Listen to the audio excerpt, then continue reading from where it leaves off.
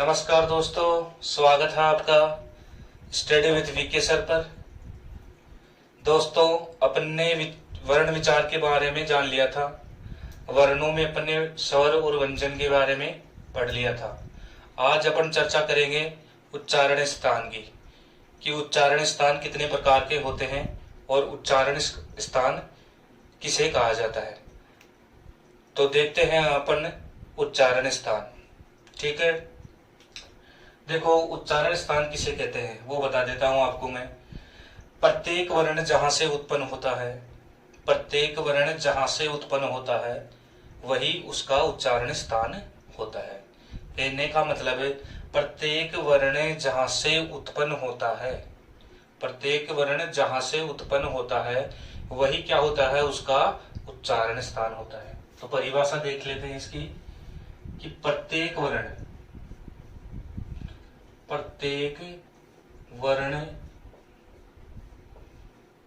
जहां से उत्पन्न होता है,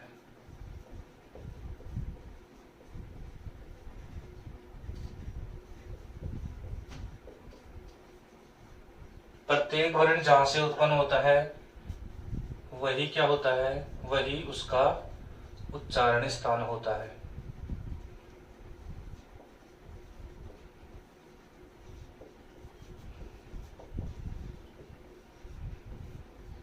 वही क्या उसका उच्चारण स्थान होता है। अब देखते हैं कि उच्चारण स्थान कितने प्रकार के होते हैं। तो उच्चारण स्थानों की संख्या सामान्यतः 7 मानी गई है।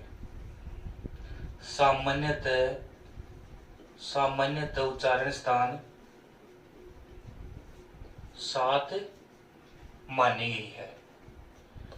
अब देखते हैं पाणिनि शिक्षा के अनुसार, पाणिनि शिक्षा के अनुसार, पाणिनि शिक्षानुसार उच्चारण स्थान होते हैं 8। तो सामान्यतः अगर पूछ लिया जाए एग्जाम में कि सामान्यतः उच्चारण स्थानों की संख्या कितनी होती है, तो 7 होती है। और पाणिनि शिक्षा के अनुसार पूछ लिया जाए तो इनकी संख्या 8 होती है। अब देखते हैं कि उच्चारण स्थान कौन कौन से होते हैं।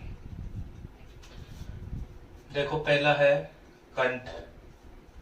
पहला कौन सा है, कंठ। इसको क्या कंठे वर्ण भी बोलते हैं। दूसरा है तालु, इसको तालव्य बोलते हैं। तीसरा है मूर्धा, इसे क्या बोलते हैं, मूर्धन्य या शीर्षा वर्ण। ठीक है, कंठ हो गया, तालु हो गया, मूर्धा हो गया। फिर चौथा है अपना दंता या दंते वर्ण। ठीक है, पांचवा हो गया अपना ओष्ठ, ओष्ठ या ओष्ठे वर्ण भी बोला जाता है। ठीक है, इसके बाद में छठवा है अपना नासिका। कौन सा है, नासिका, नासिका वर्ण या नासिके वर्ण, एक ही बात है। अब सातवां कौन सा है, जिह्वा मूलीय, जिह्वा मूलीय। ठीक है, तो अपने सामान्यतः 7 प्रकार के उच्चारण स्थान हो गए, कंठ, तालु, मूर्धा, दंता, ओष्ठ, नासिका और जिह्वा मूलीय। ठीक है, अब इनकी एक एक को देख लेते हैं अपन, एक एक को विस्तार से देख लेते हैं। भाई कंठे वर्ण कौन से होते हैं, तालु या तालव्य वर्ण कौन से होते हैं, वो देखते हैं अपन।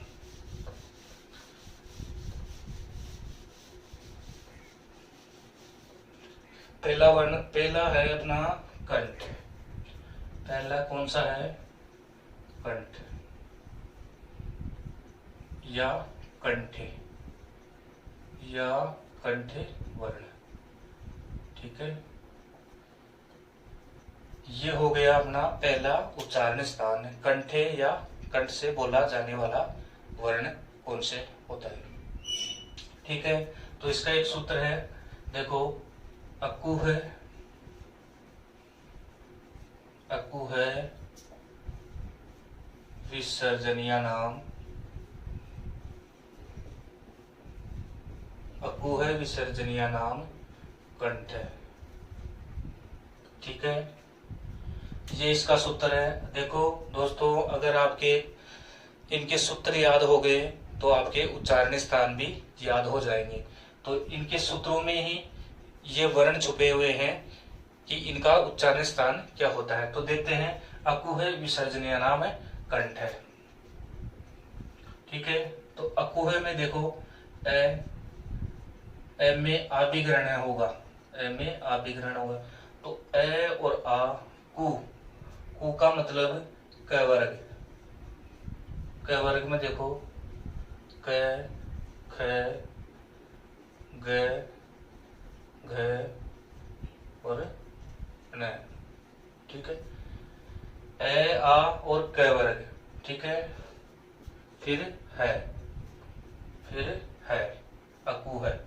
और विसर्ग का स्थान क्या होता है? कंठ होता है। विसर्ग का स्थान क्या होता है? कंठ होता है। तो यहाँ देखिए, ए आ क वर्ग है और विसर्ग का स्थान क्या होगा? उच्चारण स्थान क्या होगा? कंठ होगा।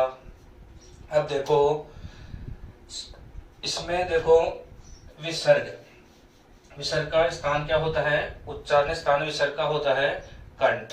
ठीक है, अब देखो विसर्ग जिस स्वर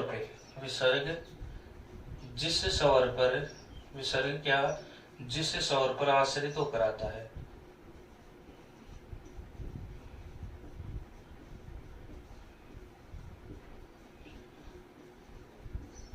विसर्ग जिस स्वर पर आश्रित होकर आता है उसका उच्चारण स्थान भी स्वर के अनुसार होगा।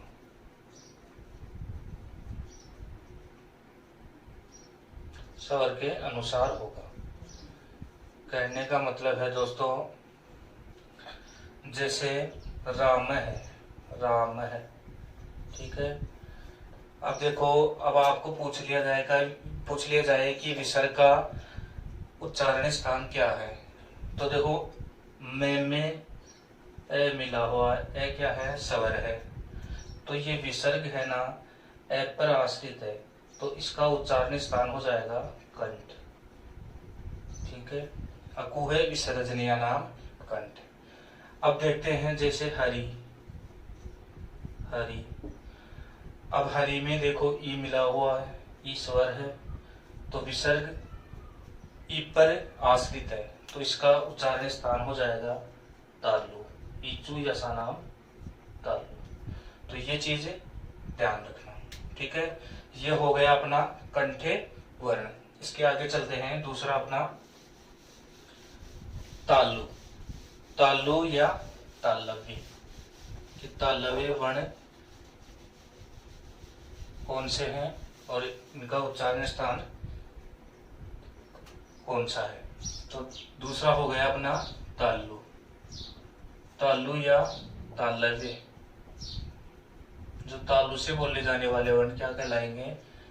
तालव्य वर्ण। इसका सूत्र है दोस्तों, ईचू यसानाम तालु। ईचू यसानाम तालु। ठीक है, ईचू यसानाम तालु। देखो, इसमें ई और ई। ठीक है, चू का मतलब च वर्ग। च वर्ग में देखो च, छ, ज, झ और ये। ठीक है, ई और च वर्ग और ये और श। इनका उच्चारण स्थान क्या है? इनका उच्चारण स्थान है तालु। तो कहने का मतलब है कि ईचू यसा नाम तालु। ई च वर्ग का और ये और श, इसका उच्चारण स्थान क्या है? तालु है। ठीक है, अगला देखते हैं, तीसरा मूर्धा। तीसरा कौन सा है अपना? मूर्धा या मूर्धन्य। मूर्धन्य। इसको शीर्षा भी बोला जाता है। तो एग्जाम में पूछ लिया जाए कि शीर्षा वर्ण कौन सा है, तो मूर्धन्य वर्ण को ही शीर्षा वर्ण कहा जाता है। इसका सूत्र है ऋतु रसाणाम। ऋतु रसाणाम मूर्धा। ठीक है, ऋतु रसाणाम मूर्धा। ठीक है, इसमें देखते हैं री री, इसमें दोनों री शामिल हैं। टू का मतलब ट वर्ग, ट वर्ग, ट ठ ड ड न, और र और श। इसका देखो ऋतु रसाणाम मूर्धा का री ट वर्ग और र और श, इसका उच्चारण स्थान क्या है? मूर्धा। और देखो तालु का तालव्य इचु यशा नाम तालु। मूर्धा का देखो मूर्धन्य या मूर्धा, इसको शीर्षा भी कहा जाता है। तो ऋतु रसाणाम मूर्धा। अब आगे चलते हैं। चौथा अपना है दंते या दंता वर्ण, कि वे दंते वर्ण कौन कौन से होते हैं। चौथा है अपना दंते, दंता या दंते वर्ण। अब देखते हैं दंते वर्ण का सूत्र लिर्तु लिर्तु लसानाम दंता। सूत्र है इसका लिर्तु लसानाम दंता। तो देखते हैं लिरी, लिरी का कोई दीर्घ नहीं होता। तू का त वर्ग, तू का त वर्ग, त में देखो त थ द ध न, त थ द ध न, और ल और श। इनका उच्चारण स्थान क्या होता है? इनका उच्चारण स्थान होता है दंता। अब देखते हैं अगला पांचवा कौन सा है? ओष्टे, ओष्टे या ओष्ट, ओष्ट वर्ण। अब देखते हैं इसका सूत्र क्या है?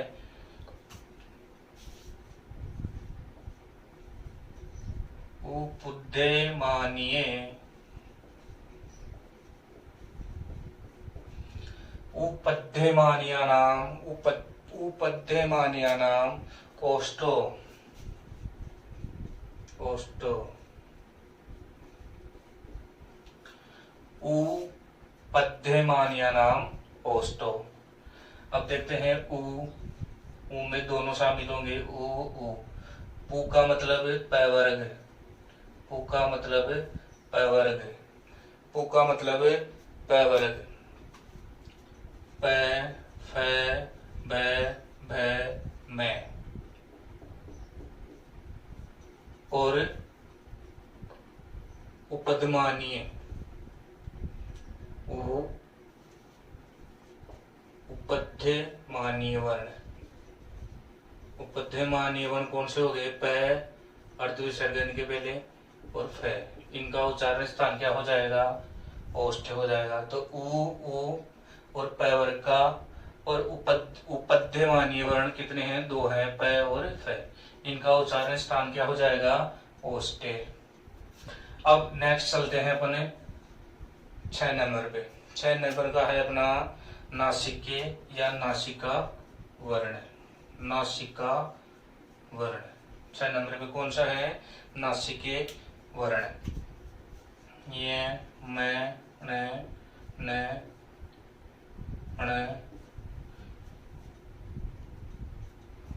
ण नाम, यमगणनानाम नासिका च, यमगणनानाम नासिका च। देखो ये सूत्र क्या कह रहा है? ये मैं न और ण, इनका उच्चारण स्थान क्या है? नासिका है। इनका उच्चारण स्थान क्या है? नासिका है। लेकिन यहाँ च च और दे दिया। च का मतलब और होता है। तो इसने, इस सूत्र ने क्या बताया कि नासिका तो होता ही है, लेकिन इन वर्णों का उच्चारण स्थान अनुनासिक भी होता है। क्या होता है? अनुनासिक होता है। तो इन 5 वर्णों के 2 उच्चारण स्थान हैं। एक तो हो गया नासिका, एक हो गया अनुनासिक। अब देखते हैं सातवां कौन सा है अपना? जिह्वा मूल्य। जिह्वा मूल्य, जिह्वा मूल्य, जिह्वा मूल्य से जिह्वा मूलम, जिह्वा मूल्य से जिह्वा मूलम। जिह्वा मूल्य से जिह्वा मूलम। आपको मैंने पिछली कक्षा में बताया था कि उपधमानीय कैफ है और जिह्वा मूल्य कैक है। कैक है, ये अर्ध विसर्जित से पहले, तो इनका उच्चारण क्या हो जाएगा? जिह्वा मूल्य हो जाएगा। और ये एग्जाम में पूछ भी लिया जाता है। अब आगे चलते हैं। ये तो हो गए अपने सामान्यतः 7 प्रकार के उच्चारण स्थान। अब इसके बाद में देखते हैं अन्य उच्चारण स्थान। अन्य उच्चारण स्थान,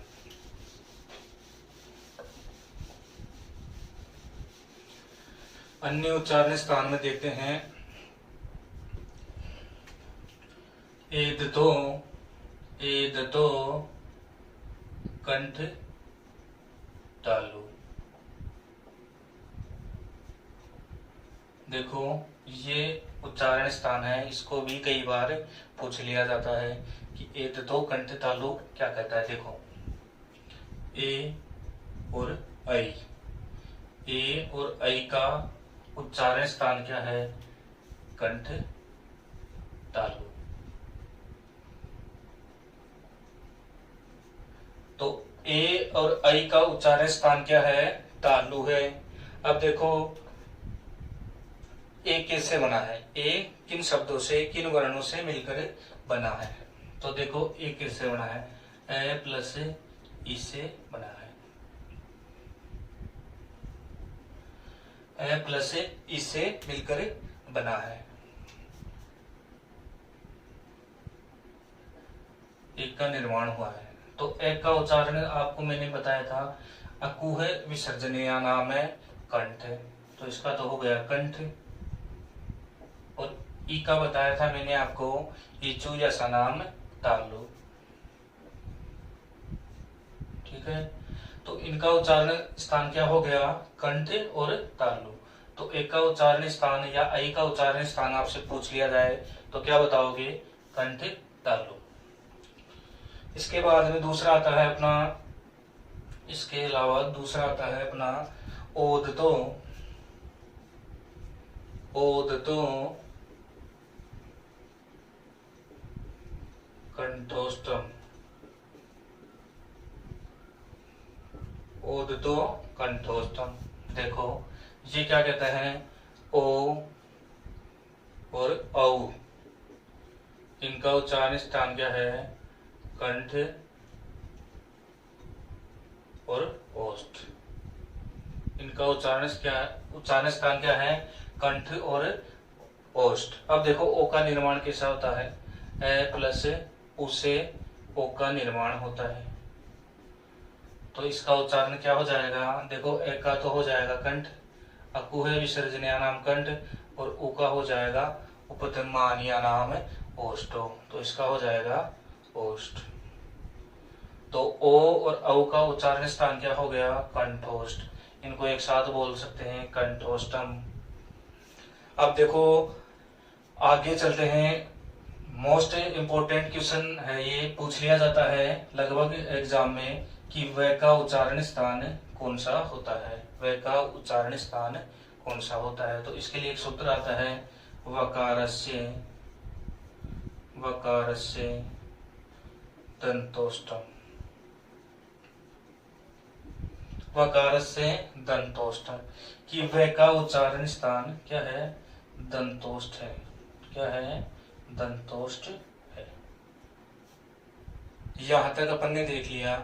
अब एक लास्ट और देख लेते हैं, नासिके या अनुस्वार का उच्चारण स्थान, कि अनुस्वार का उच्चारण स्थान क्या है। तो अनुस्वार का उच्चारण स्थान है नासिका अनुस्वारस्य।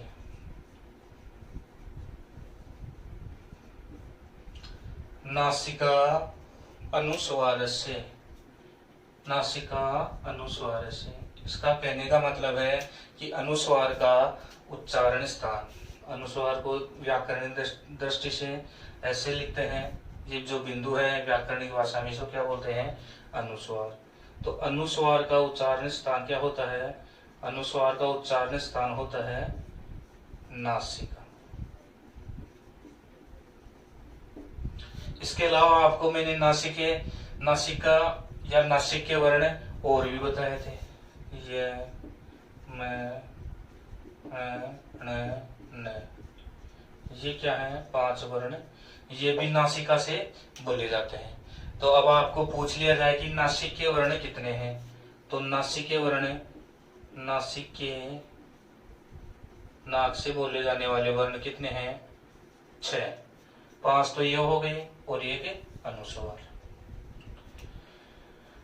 ठीक है मित्रों, यहाँ तक आपको कोई दिक्कत समझ में आया? आगे चलते हैं, देखते हैं थोड़ा सा और।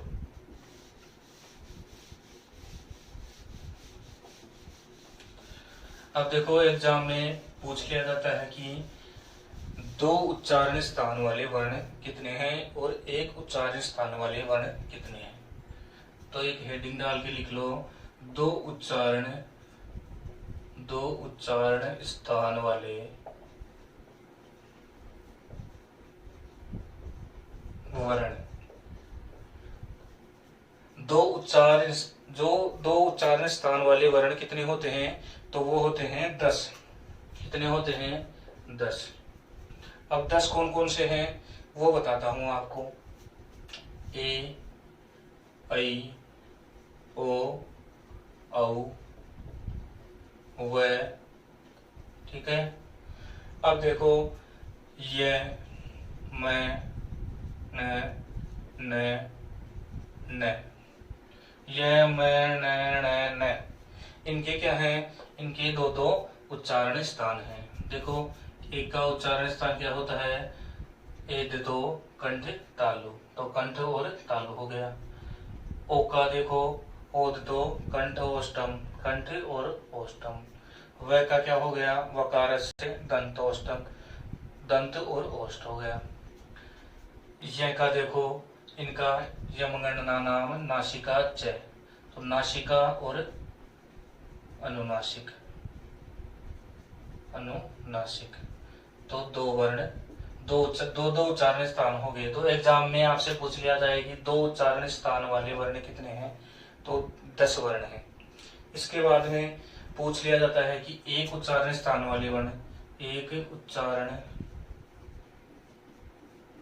स्थान वाले वर्ण कितने हैं, तो 32 वर्ण हैं। यहां तक दोस्तों आपको समझ में आ गया होगा। अब नेक्स्ट कक्षा में अपन चर्चा करेंगे प्रयत्न के बारे में। प्रयत्न या यत्न, संस्कृत में वर्णों को बोलने के लिए जो प्रयत्न किए जाते हैं, बोलने के लिए यत्न किए जाते हैं, उनके बारे में चर्चा करेंगे। ठीक है दोस्तों, धन्यवाद।